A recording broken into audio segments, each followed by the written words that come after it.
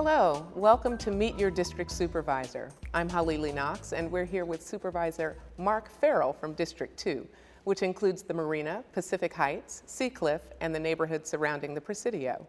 Supervisor Farrell started his first term this January, so he's new to the board. We're going to get to know him and talk about the toughest issues facing the city. Welcome, Supervisor Farrell. Thank you. It's nice to be here. Thank you for joining us. Tell us a little about your background, where you grew up, went to school, and the kind of jobs that you've worked. Sure. Well, I am a born and raised San Franciscan, first and foremost, and very proud of that. And more importantly, as I represent District 2 now, I'm a born and raised District 2 resident. I grew up down in the Marina District, close to the Palace of Fine Arts. My parents still live in the same set of flats that I grew up in. And I went to grammar school at Stewart Hall in District 2. I went to high school at St. Ignatius here in San Francisco. So a very proud Wildcat, and we have a large SI community still in the city. And I went to college at Loyola Marymount University in Los Angeles. I had a scholarship to play baseball down there, and ended up going to Ireland and getting a master's degree at University College Dublin. Came back to the States and went to law school at the University of Pennsylvania. So spent 3 years in Philly. And then came back, and ever since, coming back to the Bay Area professionally, I have been a corporate attorney down in Palo Alto at Wilson Sonsini. I left after about 3 years and became an investment banker up here in San Francisco at Thomas Weisel Partners, and so worked in the finance industry for about 5.5 years. And in the summer of '09, joined a venture capital firm with 2 other partners, and so I've been a venture capitalist. And I am happily married. My wife and I live in around Laurel Village in District 2, and we have 2 small children. Our girl Madison is 5 and our boy Jack is 3. So we're proud parents, and now just excited to be here on the board. Why did you choose to live in San Francisco, and tell us a little bit about what motivated your interest in politics? Sure.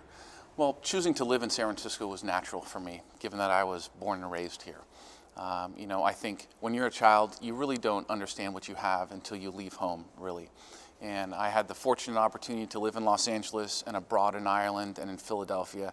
And I'm telling you, there's no place like home when San Francisco is your home. And so it was very natural and something I really was looking forward to and trying to find a job to come home to after law school. And my job in Palo Alto afforded me that opportunity to come back to the Bay Area. And so I'm lucky, and I'm going to be here the rest of my life.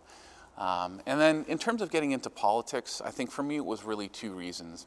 First, being from here, I think that was part of my own motivation and really feeling a sense of roots here in San Francisco, and also raising our children here. I think we went through, as a young family, the discussion, the dialogue that many young families go through right now in San Francisco. Should we move to the suburbs?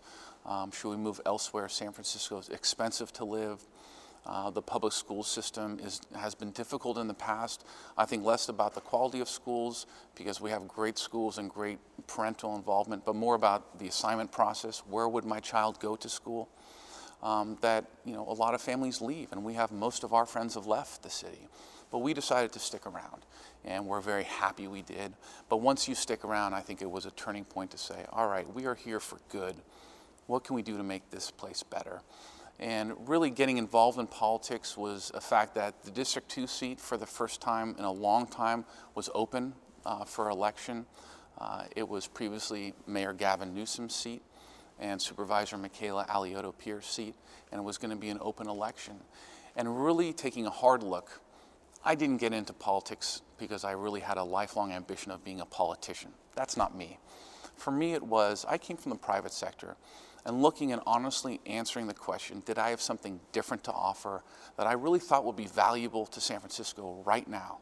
And I do think a large part of our problems here in the city right now are financial, economic, and with my background, I did think I would be able to add a lot of value here at City Hall, and that's why I decided to get into the race ultimately. So where do you place yourself on the political spectrum? Are you on the left, on the right? I have to say, I'm one that has been trying to get away from the political spectrum dialogue here in San Francisco. But I will just say, generically, I think I'm in the middle. I am a moderate person.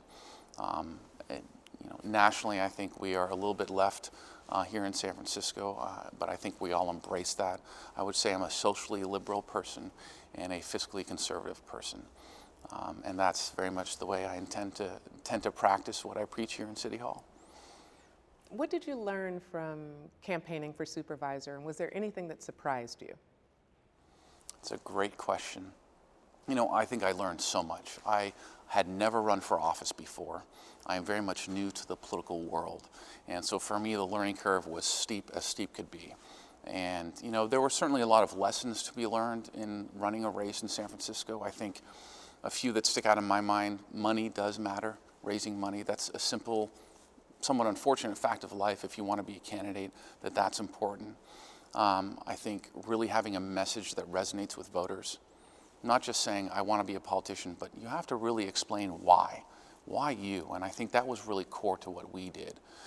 But most importantly, the one thing I drew out of it was that hard work and utter determination is the thing that will, I think, allow you to succeed more than anything else. And I do believe that the candidates who won this past November, every single one of those candidates were the ones who worked the hardest in their races. What are some of the biggest issues facing San Francisco? Well, I do believe the biggest ones are our economic problems right now. We face what's estimated to be a $400 million deficit this year, this fiscal year, potentially growing the next fiscal year. So it all comes back to that in many ways. We have a growing pension and retiree health care problem that is huge and looming and getting worse. And I think, as important, we have a huge unemployment rate here in San Francisco. It's about 9.6% right now. And the fact that we haven't done much about that here in City Hall, I think, has got to change. And that's certainly something that I'm going to be focused on in the beginning here in City Hall, putting people back to work. You know, it's an individual issue, but it's a family issue. And we have a lot of families still struggling, and I think people have lost sight of that. Hopefully we're going to be getting out of this recession soon, but we need to do a lot in City Hall to accelerate getting out of that recession, making sure families are back at work, making sure children are provided for. To me, that is my biggest priority. So talk a little bit about the issues facing your district specifically, and then how you're going to balance the issues facing the city at large against those in your district. Sure. You know, we definitely have a few big projects or issues in District 2 that we are paying a lot of attention to, and will continue to devote a lot of time and energy to, both myself and my staff. I think one of the biggest ones is the planned development of the new Cathedral Hill campus for California Pacific Medical Center. That has dominated a lot of citywide dialogue in the past few years. And that project is slated to go forward or get through the entitlement process this year in City Hall. And if you're not familiar, we currently have a California campus and a Pacific campus, and the plan is to build a new, bigger campus and consolidate all of those services into one larger hospital at the old Cathedral Hill spot on Van Ness. And that's going to have a huge impact both in terms of the neighborhood in District 2, not only the new campus, but also what happens to the Pacific campus and the California campus.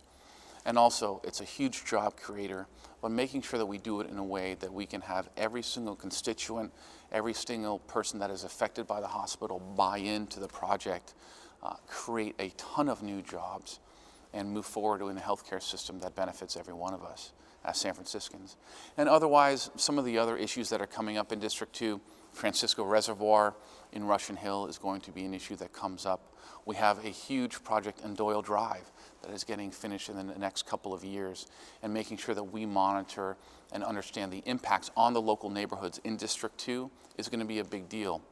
Actually, after leaving here today, I'm going down to Doyle Drive with Mayor Lee and the head of our Federal Department of Transportation to tour around Doyle Drive and really make sure that we understand exactly what's happening at this point in time in the project. That's just a smattering of some of the issues, but they're very important in District 2, and I plan to spend a lot of my time. Again, these are the neighborhoods I grew up in, so for me it's a lot of fun to be in these neighborhoods, to really understand what's going on, to be able to influence some of the thinking and some of the people that are making decisions. And then citywide, I think we do lose a lot of sight, and in the past, district supervisors have lost sight of the fact that we do represent San Francisco as a whole. And we need to make sure in City Hall that we are enacting policies, laws, and legislation that move the city forward as a whole. So there are a lot of issues like that. I mentioned job creation, pensions. A lot of them are economic, but some of them are more than that. Making sure that we continue to have dialogue with the San Francisco 49ers is one example of something that's not necessarily economic, but something that matters to the city as a whole. And it's a big part of what I intend to do and something I very much look forward to doing in City Hall.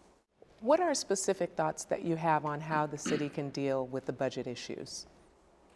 Well, I think it's two things. I'm not one that thinks that we can raise revenue and that's going to solve all of our problems. I think we need to have a hard look at what we do as a city and what services we offer. We have over 26,000 city employees. Our payroll and fringe benefits for our city employees accounts for over 60% of our budget. And if we're not willing to look at that issue, pensions within that, payroll, headcount, I don't think we're going to solve, I know we will not solve our long-term financial issues. That to me is the biggest deal. And second of all, it is about job creation. Jobs are not just putting the people back to work, which I think is the highest priority, but it's all of the ancillary benefits that we receive, whether it be payroll taxes, whether it be increase in property taxes, all of the ancillary things. People who live and work in San Francisco also shop at the local restaurants, shop at the local retail stores. It's a huge economic impact here in San Francisco. So in my opinion, it's getting our costs under control, but also promoting economic development so we have a financial engine that's going to continue to support us year after year here in San Francisco. Those to me are the biggest ways we're going to solve our problems. What are your ideas on dealing with the issue of homelessness in San Francisco? I am one that thinks Mayor Newsom did a great job in really thinking proactively about what we need to do in San Francisco. When he started Care Not Cash, but enacted so many things past that. Project Homeless Connect, I think, has been a great success in San Francisco. Project Homeward Bound, where he ended up making sure there were family members on the receiving end, but giving people bus tickets to go back home to where they're from. Unfortunately, I do think it's a problem that does not have a silver bullet answer. We in San Francisco, we deal with our homeless problem, and I think a lot of it, we need to make sure that the homeless population, a lot of them have mental health issues and other issues that's just not solvable, to put them in lockup facilities or send them home. We need to treat them. And as San Francisco, I believe we have that at our heart and soul, that we want to be empathetic and making sure that we treat the people as much as possible. At the same point in time, our biggest issue is that we have a continued influx of people into San Francisco. So the more people that we help, the more people come into San Francisco. So it's a rotating system right now, and I think we need to continue to address the issue, spend a lot of financial resources on the issue. But again, I think it's something that we're going to have to grapple with of what's the long-term solution here. What's the long-term solution where we continue to attract more and more people into San Francisco that end up on our streets, unfortunately? Again, I don't know what a silver bullet is to that, but I will just say I acknowledge it's a huge priority, a huge issue that affects everyone in the city, from in our neighborhoods, the homeless people themselves, of course, and also our tourism industry, which we rely on so much here in the city. And so I think it's a big issue and something we all need to focus on, quite frankly. What about the city's housing needs? What do you think the Board of Supervisors should do to really address housing in San Francisco? Again, a huge issue here in San Francisco. We live in a very expensive place in America, and housing is one of the big components of that, of course. I'm not one that thinks that we should be interfering with the private market sales and so forth. I think that's should be left to its own devices. That is an expensive, we are in an expensive city. However, what we can do at the board is ensure that we promote and provide for both affordable and middle-class housing here in this city. I think it's so important that we maintain our diversity in San Francisco and who we are as a people and really stay true to those values.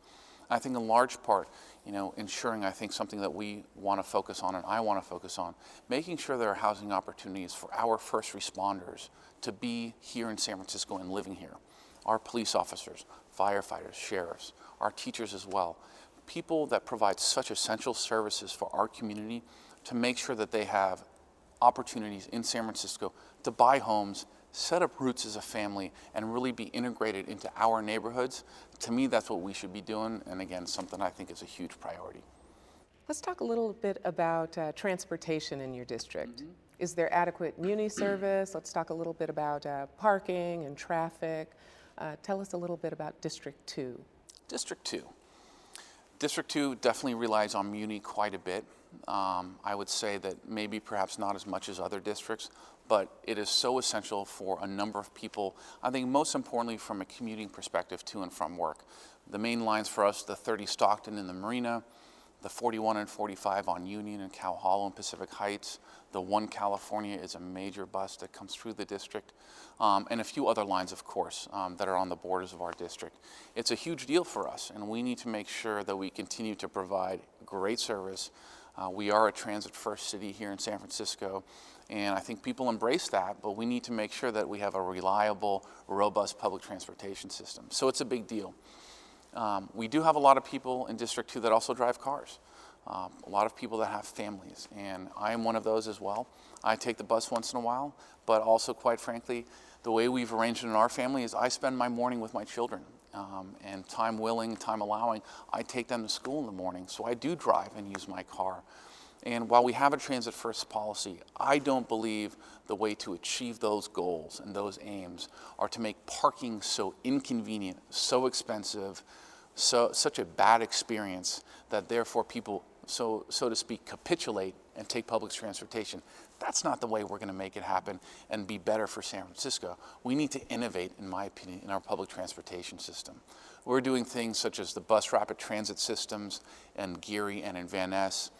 Things such as being allowed to pay for your public transportation. We now have a Clipper card.